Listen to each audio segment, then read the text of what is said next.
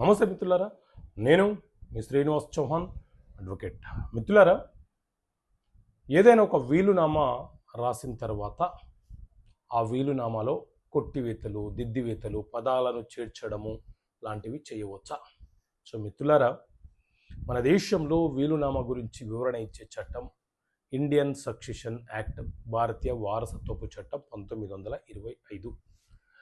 ఈ చట్టంలోని సెక్షన్ 71 ఏం చెప్తుంది అంటే, ఏదైనా ఒక వీలునామా రాయబడి ఉంటే ఆ వీలునామాలో ఎలాంటి కొట్టివేతలు, దిద్దివేతలు, అలాగే పదాల మధ్య మరికొన్ని పదాలు, వాక్యాల మధ్య మరికొన్ని వ్యాఖ్యలు చేర్చడం అనేది చెయ్యరాదు. అలా చేస్తే ఆ వీలునామా అనేది చెల్లుబాటు కాదు. అంటే వీలునామాలో కొట్టివేతలు, దిద్దివేతలు